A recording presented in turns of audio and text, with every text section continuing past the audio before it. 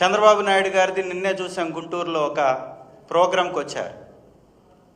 గంజాయి మీద, anti drugs మీద ఒక కార్యక్రమానికి వచ్చారు.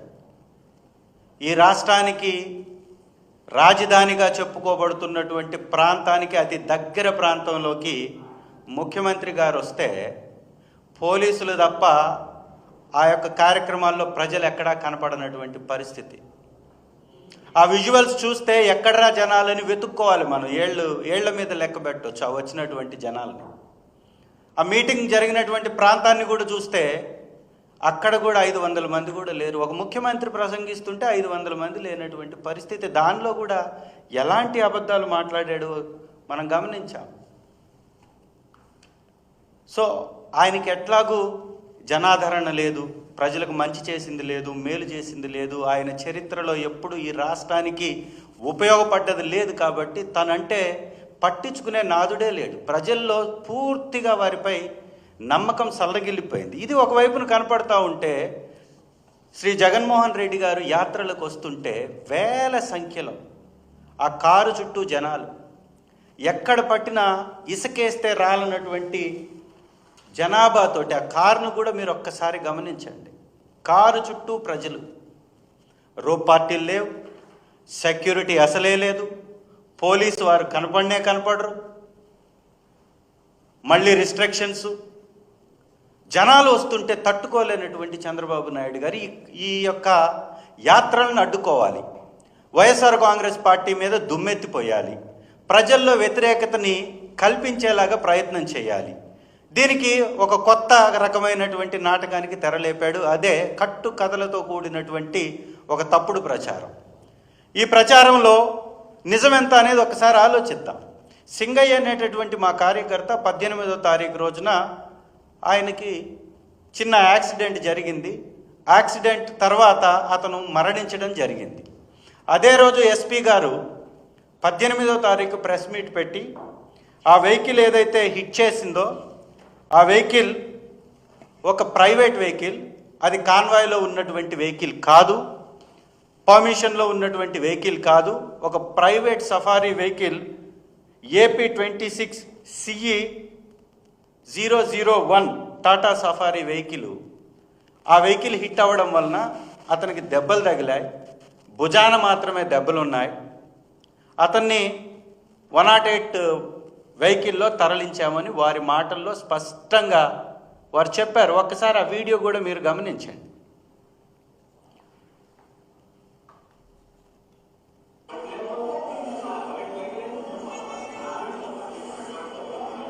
ప్రెస్ మీట్ పెట్టినటువంటి ఎస్పీ గారు ఇమీడియట్గా ఆ వెహికల్ని సీజ్ చేశాడు. ఆ వెహికల్ని సీజ్ చేసి దానికి సంబంధించినటువంటి డ్రైవర్ని పిలిపించి అతనికి 41A నోటీస్ ఇచ్చి వెహికల్ని సరెండర్ చేసుకొని అతన్ని బయటకు పంపించి వేయడం జరిగింది. ఆ రోజు దాడి, ఆ యాక్సిడెంట్ జరిగినప్పుడు సింగయ్య అనేటటువంటి ప్లే చేయండి.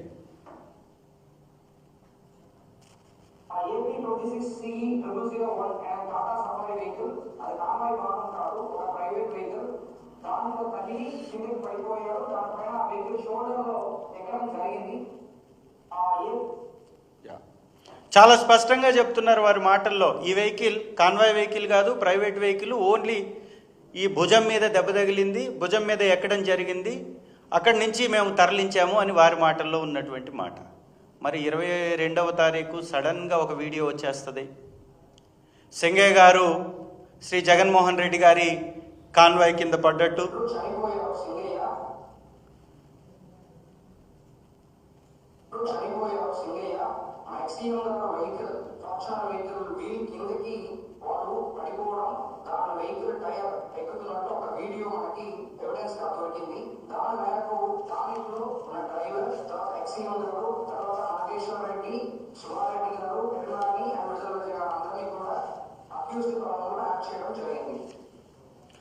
ఇది ఒక్కసారి సంపూర్ణంగా ఈ ఇష్యూని గమనించాలి. ఎంటైర్ ఇష్యూలో బ్రహ్మాండమైనటువంటి నాటకాలకి తెరలేపేశారు.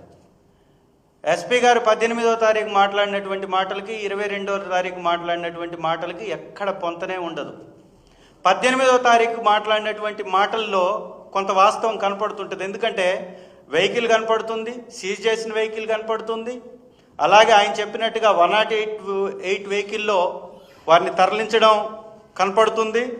దాంతోపాటుగా ఆ వెహికల్ ఎక్కించక ముందు, అంబులెన్స్లో ఎక్కించక ముందు అక్కడ ఉన్నటువంటి ప్రత్యక్ష సాక్షులు, వైఎస్ఆర్సీపీకి సంబంధించినటువంటి వీరయ్య అనేటటువంటి ప్రత్యక్ష సాక్షి, అలాగే హైకోర్టు న్యాయమూర్తి వీరయ్య అనేటటువంటి హైకోర్టు న్యాయమూర్తి, వీరయ్య కాదు కోటేష్, బరిగల కోటేష్ అనేటటువంటి హైకోర్టు హైకోర్టు న్యాయవాది వారు ఇమ్మీడియట్గా అక్కడ స్పందించడం జరిగింది. ప్రెస్ ముందు మాట్లాడారు. యాక్సిడెంట్ జరిగిన తర్వాత మేము సింగయ్య గారిని చూసాం, చిన్న చిన్న దెబ్బలతోటి వారు పడున్నారు, మంచినీళ్లు తాపించడం జరిగింది. ఇమ్మీడియట్గా ఆటోలో తరలిద్దామని మేము అక్కడ ఉన్నటువంటి ఏఎస్ఐకి చెప్పాం. ఏఎస్ఐ రాజశేఖర్ అక్కడి నుంచి అంబులెన్స్ పిలిపించాను, దానిలో తీసుకెళ్దామని చెప్పడం జరిగింది. అంబులెన్స్ వచ్చేటప్పటికి 35 నిమిషాల సమయం పట్టింది. అతి విలువైనటువంటి సమయం 35 నిమిషాల సమయం పట్టింది అని ఏదైతే అక్కడ ప్రత్యక్ష సాక్షిగా ఉన్నటువంటి న్యాయవాది, వైఎస్ఆర్ కాంగ్రెస్ పార్టీ నాయకుడు వీరయ్య ఇద్దరు చెప్పినటువంటి మాటలకి ఖచ్చితంగా పోలిక ఉన్నట్టుగానే ఎస్పీ గారి మాటలు స్పష్టం చేశాయి. ఎస్పీ గారు చెప్పినటువంటి మాటలు, వీరిరువురు చెప్పినటువంటి మాటలు, వీడియోలో కనపడుతున్నటువంటి వీడియో ఫుటేజ్ 3 ఒకటే. అంటే 18వ తారీఖు చెప్పినటువంటి మాటలు మాత్రమే కరెక్ట్ అని చాలా స్పష్టమైనటువంటి ఆధారాలు మనకి ఇక్కడ కనపడుతున్నాయి. ఎందుకంటే సింగయ్య గారు చనిపోయిన తర్వాత ఒక వీడియో రిలీజ్ అయింది. దానికి ముందున్నటువంటి వీడియో, ఆటోలో తీసుకెళ్తున్నటువంటి వీడియో ఒకటి ఉంది. ఆటో తీసుకెళ్ళిన తర్వాత కూడా పోలీసులు ఆపి పక్కనే ఫుట్పాత్ మీద పడుకోబెట్టినటువంటి వీడియో కనపడుతుంది. ఫుట్పాత్ మీద పడుకున్నప్పుడు వారు కాలు మీద కాలేసుకొని ఈ విధంగా అంబులెన్స్ తీసుకువెళ్ళేటప్పుడు కూడా అంబులెన్స్ పక్కన కూడా ఇదే విజువల్ మీకు కనపడుతుంది. ఇలా కాలు మీద కాలేసుకొని ఉన్నటువంటి ఫుటేజ్, వాటర్ తాగుతున్నటువంటి ఫుటేజ్ కూడా, సింగయ్య గారు వాటర్ తాగుతున్నటువంటి ఫోటోలు కూడా, ఆయన్ని ఆటో దగ్గరికి తీసుకెళ్ళినటువంటి విజువల్, సింగయ్య గారిని అంబులెన్స్ ఎక్కించినటువంటి విజువల్, అంబులెన్స్ పక్కనే ఇదే అంబులెన్స్, సింగయ్య గారు ఇలా కాలు మీద కాలేసుకొని ఉన్నటువంటి విజువల్, ఇవన్నీ కూడా గవర్నర్ గారికి కూడా మేము ఇవ్వడం జరిగింది. ఎంత స్పష్టమైనటువంటి ఆధారాలు ఉన్నాయి చూడండి. 18వ తారీఖు జరిగినటువంటి సంఘటన, ఎస్పీ గారు చెప్పినటువంటి ఆ యొక్క వారి మాటలు, ఇక్కడ ఉన్నటువంటి వీడియోలు, ఫోటోలు స్పష్టంగా ఇది ఒకటే అని నిరూపిస్తూ ఉన్నాయి. మరి ఇమీడియట్గా దీనిలో ఇంత మార్పు 4 రోజుల తర్వాత సింగయ్య గారి మృతదేహానికి అంతిమ కార్యక్రమాలు జరిగిన తర్వాత సడన్గా ఒక వీడియో వైరల్ అయిపోతుంది. 22వ తారీఖు వీడియో వైరల్ అయిపోతుంది. 22వ తారీఖు ఆ వీడియో మీద ప్రెస్ మీట్ పెట్టేస్తారు ఎస్పీ గారు. 22వ తారీఖే కేసు కట్టేస్తారు. అంటే ఒక వీడియో సోషల్ మీడియాలో మాధ్యమాల్లో వచ్చినప్పుడు ఫోరెన్సిక్ ల్యాబ్కి పంపించి ఇది వాస్తవమైనటువంటి వీడియోనా కాదా, దీనిలో వాస్తవం ఉందా లేదా అనేది ప్రభుత్వం ఎప్పుడైనా కూడా ఆధారం సేకరించి మాత్రమే కేసు కట్టాలి. మరి 12వ తారీఖు మధ్యాహ్నం ప్రత్యక్షమైనటువంటి వీడియోని బట్టి సాయంత్రానికి మీరు కేసు కట్టారు, మధ్యాహ్నానికి ప్రెస్ మీట్ పెట్టారు అంటే ఇది కావాలని ఈ కేసును పక్కదారి పట్టించడానికి చేసినటువంటి చర్యలు కాదా అని నేను అడుగుతున్నాను. ఈ వీడియో కూడా ఎలా ఉంది, ఇసుకేస్తే రాలనటువంటి జనాభా మధ్య ఆ కింద టైర్ కింద పడ్డటువంటి ఆ విజువల్ని కూడా చూపించినప్పుడు బానెట్ మీద ఒక పర్సన్ ఎక్కున్నాడు. జగన్మోహన్ రెడ్డి గారి బానెట్ మీద ఒక పర్సన్ ఎక్కేసి ఒక ఫోటోని షో చేస్తూ అతను చూపిస్తుంటే పక్కనున్నటువంటి ఆ జనాల మధ్యలో నుంచి కిందకి ఇట్లా పోతుంది వీడియో, మళ్ళీ ఇమీడియట్గా పైకి వస్తుంది. సింగయ్యని హిట్ చేసినటువంటి వీడియో కానీ, ఆ కారు దాటి వెళ్ళిపోయిన తర్వాత సింగయ్య గారిని అక్కడి నుంచి పక్కకు తప్పించినటువంటి వీడియో కానీ, సింగయ్య గారి మీద కారు ఎక్కినటువంటి వీడియో కానీ ఎక్కడ మనకు కనపడదు. నేను అడుగుతున్నాను, 3,500 కిలోల పైచిలకు వెయిట్ ఉన్నటువంటి కారు ఎక్కిన తర్వాత పంచనామా రాసినటువంటి రిపోర్ట్లో చిన్న గాయాలే అని ఉన్నాయి అంటే నిజంగా కారు ఎక్కిందా?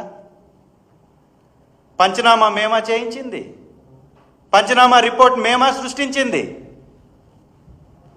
మేమా ఎస్పీ గారితో ప్రెస్ మీట్ పెట్టించింది? మరి పంచనామాలో చిన్న చిన్న గాయాలే అని చెప్పింది కనపడుతుంది. ఎస్పీ గారి మాటల్లో భుజం మీదకు మాత్రమే వెహికల్ ఎక్కింది కనపడుతుంది. వారి మాటల్లో స్పష్టమవుతుంది. మరి సడన్గా ఎలా వచ్చేస్తుంది? జగన్మోహన్ రెడ్డి గారి కారు కింద పడిపోవడం వల్లనే చనిపోయారని సడన్గా ఎలా సృష్టించేశారు? ఎలా మీకు ఆ వీడియో నిజమైనటువంటి వీడియో అని మీరు ఒక్క రోజులో నిర్ధారించేశారు? ఇది అంతా ఏదో కాన్స్పిరసీ, దీని వెనక దాగి ఉంది అనేటటువంటి అనుమానం వైఎస్ఆర్ కాంగ్రెస్ పార్టీకి ఉంది. ఇది రాష్ట్ర ప్రజలందరూ అనుకుంటున్నటువంటి మాట. నేను అడుగుతున్నాను చంద్రబాబు నాయుడు గారిని, మీ ప్రభుత్వంలో, మీ పోలీస్ వారి ఆధీనంలో మీకు చెప్పి జరిగినటువంటి యాత్రలో ఒక Z+ సెక్యూరిటీ కలిగినటువంటి మాజీ ముఖ్యమంత్రి గారు చేసేటటువంటి పర్యటనలో ఇంత భద్రతా లోపం ఉంటే అది మీ తప్పు కాదా? భద్రత కల్పించాల్సినటువంటి బాధ్యత మీది కాదా? ఆ రోజు అక్కడ ఉన్నటువంటి పోలీస్ వారు ఎవరు వారిని ఆ కారు కింద నుంచి పక్కకు తొలగించినట్టు కానీ, ఆ కారు కింద పడ్డట్లు కానీ, ఆ కారు వెళ్ళిపోయిన తర్వాత జగన్మోహన్ రెడ్డి గారి కారు పాస్ అయిన తర్వాత వారిని అక్కడి నుంచి తొలగించినట్టు కానీ మీకు ఒకవేళ చెప్పి ఉంటే, మీ దగ్గర ఆధారాలు ఉంటే ఎస్పీ గారు ప్రెస్ మీట్ పెట్టేవారా? ఒక ఎస్పీ, ఒక ఉన్నతమైనటువంటి స్థానంలో ఉన్నటువంటి అధికారి పెట్టే ప్రెస్ మీట్కి ముందు ఆధారాలు సేకరించిన తర్వాతే పెడతారు అనేది వాస్తవం కాదా? ఉదయం జరిగినటువంటి సంఘటనకి సాయంత్రం పెట్టినటువంటి ప్రెస్ మీట్కి మధ్యలో ఇంత గ్యాప్ మధ్య పోలీసు వారి దగ్గర నుంచి సేకరించినటువంటి ఆ ఇన్ఫర్మేషన్ని బట్టే కదా ఆ రోజు 18వ తారీఖు ఎస్పీ గారు ఆ ప్రెస్ మీట్ పెట్టారు. మరి సడన్గా 4 రోజుల తర్వాత ఆ మృతదేహానికి అంత్యక్రియలు కంప్లీట్ అయిపోయిన తర్వాతే ఈ వీడియో రావడానికి కలిగినటువంటి కారణాలు ఏంటి? దీనిలో దాగున్నటువంటి కుట్రకోణం ఏంటి? బయట పెట్టాల్సినటువంటి అవసరం మీపై ఉంది. రెండవది, ఇదే చంద్రబాబు నాయుడు గారు, ఈరోజు హోంమంత్రిగా ఉన్నటువంటి అనితమ్మ గారు, చంద్రబాబు నాయుడు గారు ప్రతిపక్ష నాయకుడిగా ఉన్నప్పుడు జరిగినటువంటి సంఘటనలు, కందుకూరులో 8 మంది చనిపోయారు, గుంటూరులో 6 మంది చనిపోయారు. చనిపోయినప్పుడు వారు మాట్లాడినటువంటి మాటలేంటి? ఒక్కసారి ఆ వీడియో ప్లే చేయండి.